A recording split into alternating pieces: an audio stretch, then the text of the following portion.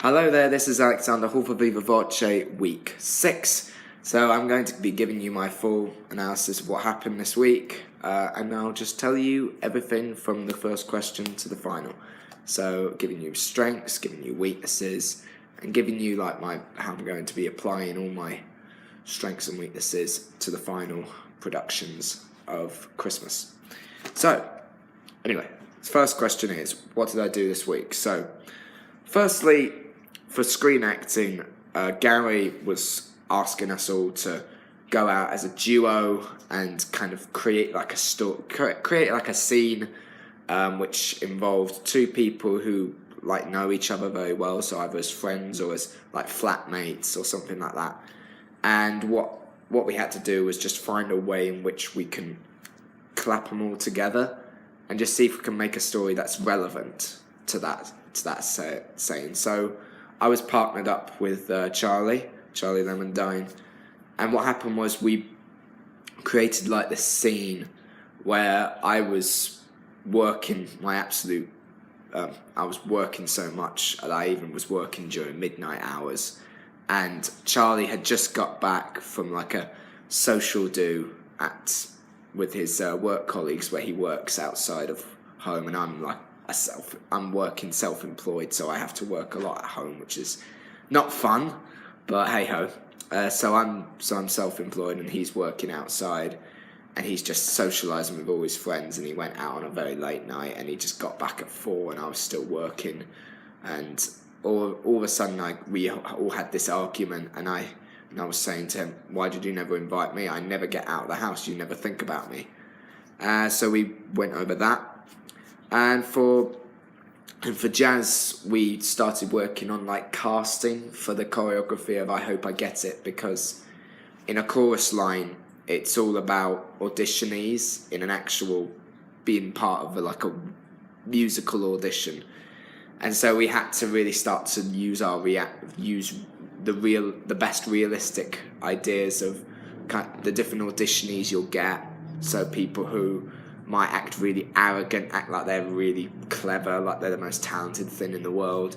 You'll get those who are really nervous, ones who are just staring at a woman because they've just had this shocking crush on them. And then you get all these different kinds of people who turn up to an audition. So we wanted to try and use our realistic ideas and just bang them in. So yeah. And then the next one is we added more to the choreography of The Greatest Showman for our tap session. So because we've got the first bit of it, so doing the intro until it gets into ladies and gents, this is the moment you're waiting for. We wanted to kind of start to use a bit more, so start before we get into the chorus of the song. So we added that in.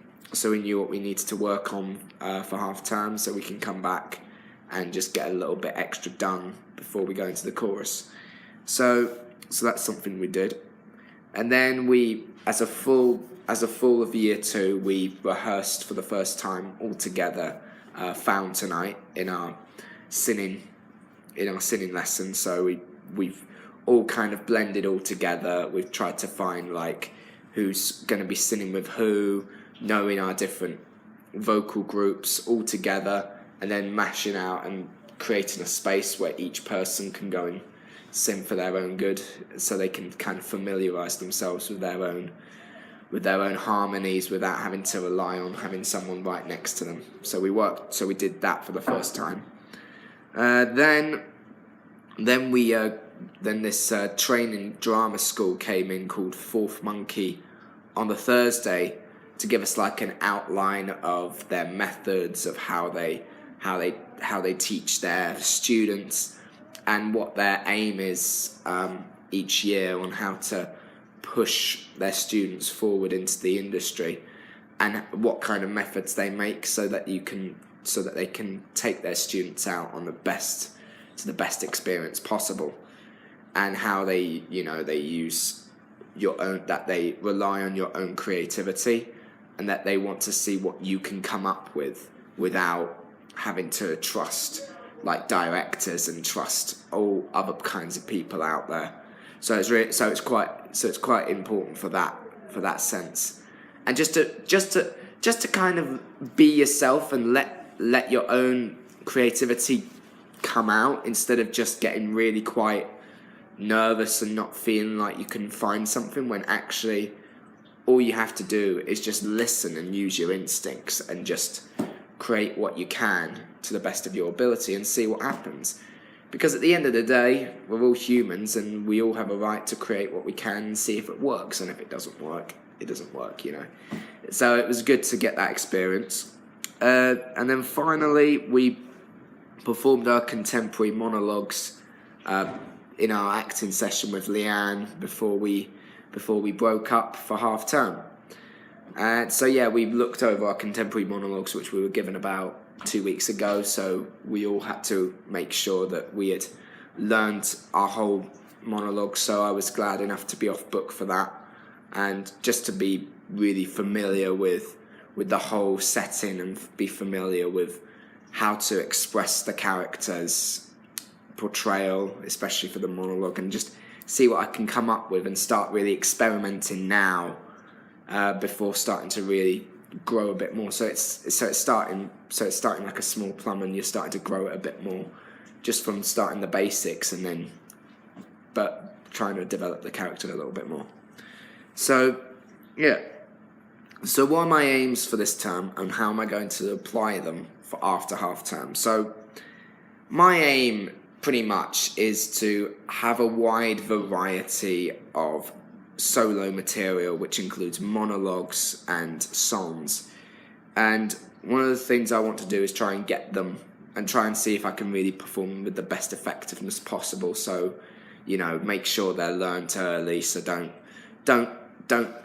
go in and start thinking that you're gonna get yourself a place if you just leave your lines or leave your lyrics to the last minute. So I wanted to make sure that I learnt them just as soon as I got it, and as soon as I knew that that's what I wanted to do, just learn it and not make a fuss, just do it, because it will just make life so much easier, and it will just put less hassle on you once demand starts to grow and grow. So yeah, I want to get a wide variety, so, you know, show that I'm wanting to vary myself in terms of my musical tastes. So not just go, I just want to do Les Mis, I just want to do Phantom of the Opera. I want to do not just that, I want to do a way wider variety of things, because I've learned a lot from musicals, and I know more musicals than I think. So I thought, you know, give Carousel a go, give Thoroughly Modern Millie a go, and see what happens, and see if they work. If they don't work, then, you know, that's just the way it is. But yeah, I just want to vary myself, and also vary myself in terms of monologues, and try and pick monologues which people don't know of completely. So, you know, in terms of regards to Shakespeare, I didn't want to do something from Romeo and Juliet. I didn't want to do something from Hamlet. As much as they are very renowned and very popular plays, I wanted to try and see what I could do, try and test myself on Shakespeare plays that are which not everyone knows, like just from the back of their hand, and ones that aren't portrayed to a higher extent. Like, if you think about Romeo and Juliet, everyone knows Romeo and Juliet because there's like loads of different versions, contemporary versions of it, like Romeo and Juliet, and of course there's the DiCaprio version of Romeo and Juliet, which everyone's probably seen. And, you know, everyone knows that. And of course Hamlet, because everyone's going on saying, yeah, David Tennant, you know, because David Tennant was like Hamlet, probably one of the most well-known Hamlets of our generation. So everyone knows those plays, but I wanted to try and find something that, you know, is different, and one that not everyone goes, oh, I didn't know that was Shakespeare, King John, I've never heard of it. And so you just want to do something where people go, oh, never heard of that play before. And then you just do it, and you just want to see what the audience's reaction will be, and see if you can do it as much justice as you can. So King John, for me, I thought, give King John a go and see what I can do with it. So I want to make sure that I am off book for my Richard the Bastard monologue, which is in Act 6 of Scene 1, where he's having his argument with King John. So I want to make sure that I've learnt that, so all I have to do is just know the lines, and then as soon as I know the lines, then all I have to do is just pick out little details, so you know that I'm not as hassled by the basics. So yeah, that's one thing that I want to make sure that I've got. So just make sure that so I can concentrate more on my performances when I'm off book. So what are my 3 strengths? So my 3 strengths are, for me, would be making sure that I've balanced my area, especially in an enclosed space. So that with screen acting, I had to make sure that I had I had to really balance the space that I had with Charlie to set a scene. And the thing with a lot of the times, we all wish that we had bigger spaces to fulfill a room. And the problem is, you're not always going to get that. There'll be really small spaces and you've just got to fulfill it. And, you know, everyone goes on saying, I just want a bigger stage. You're not always going to get a big stage. Because if you think about if you go into a screen audition, you're gonna have to test yourself on how good you can be at blocking a scene in such a small space, which is so enclosed, and making sure you can do it the best effective job possible. And that's so important to get yourself into that habit of finding that. Because if you just go in and you start going, it's too small, they'll just go, well, we can't really do much about that. You're just going to have to work it out. So I felt like I could really work on balancing the space, even in a small space, that just getting that familiarity with that will help me a lot, especially if I want to go into like screen auditions for the future. So I've got that in.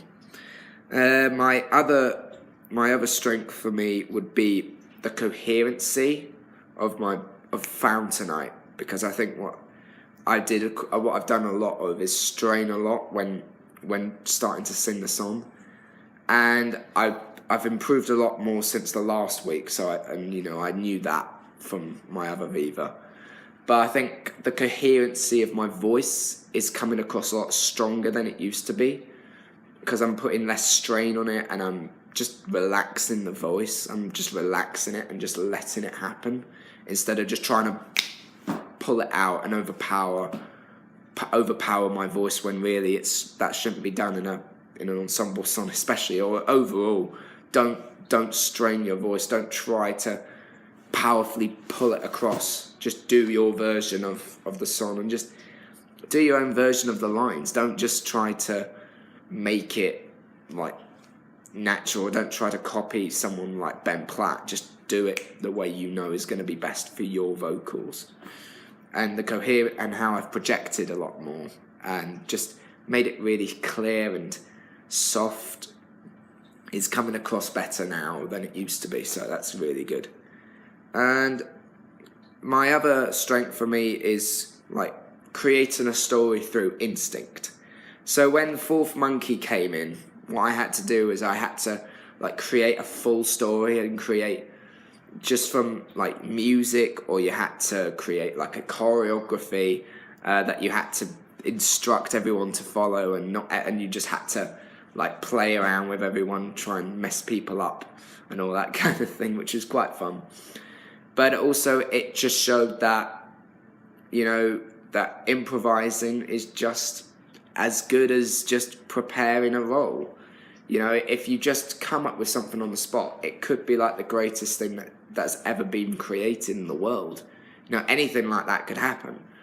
And sometimes what's really good is to know your instincts, and to know your instincts on how you create something. Overall, you know, if you think about, for example, I mean, these are quite a few examples I can think about. With, like, for example, if you look at Freddie Mercury from Queen, how he entertained his audience was through his instinct, through the energy that was coming from his head, that he just thought, I'm just going to do it like that. I'll see how it works. And because he was really good at improvising on how he was going to entertain, it helped him so much to get the audience on his side. And it's just, even if you're not, even even if you don't want to be a front man, if you just want to be an actor, or you want to be a dancer, sometimes the one thing you've got to do is, if you know what you're saying, if you know what you're moving to, but you just actually add a little bit more push to it, and you can see the enjoyment out of your own experience, the audience will just crave for you. They will root for you, and they will just feel like they're actually involved with you. And creating your own style and creating your own energy is what really is so important in this industry. And so many people, so many young actors, so many young performers get fazed by that, because they get so confused about how to get themselves the energy to let the audience feel like they can be fooled in, straight in, and feel like they're actually a part of it. So it's really important to get that completely blast in straight into your veins, so you know, just do it from instincts, because sometimes just create something from instinct and you could make the greatest thing that ever came out in the world. You know, that's what Freddie Mercury did, so do the same thing. My 3 weaknesses for me would be doing the ballet combination in I Hope I Get It. Because, my ballet is not the best, and it's not strong enough, because because ballet for me, I've not done ballet for a while, and also it's not like something I've done for years. And some of the terminology and some of the methods of how to do ballet, it can phase me out quite a bit. So one of the things I feel like I want to do to overcome this weakness is really think about like how I can apply ballet with like street dance, because street dance is one of my stronger dance fortes, and just look at what ballet does and look at street dance and mash them all together.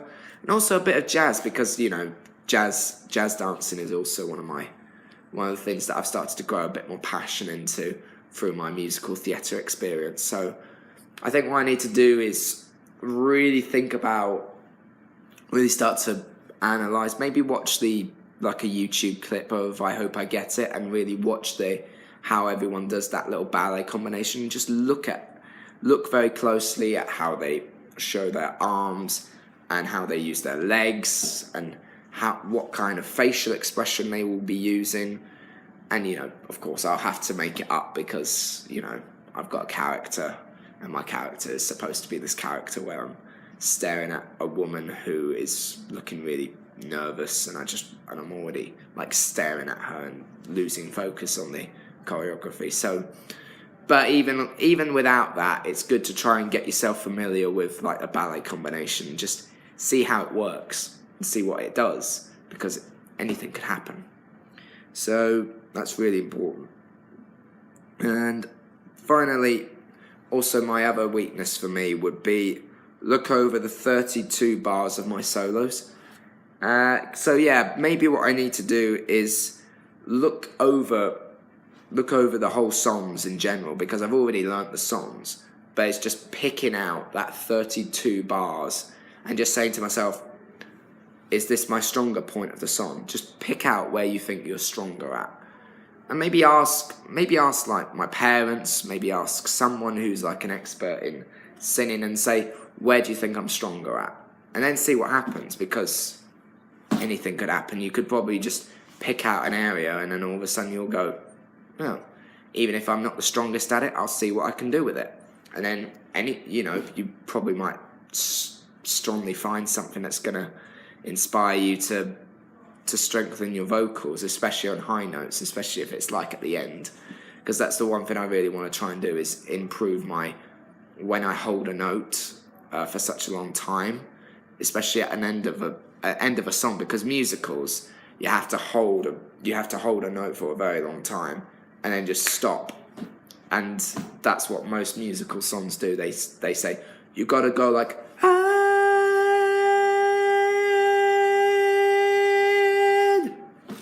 and then stop and hold it as much as you can.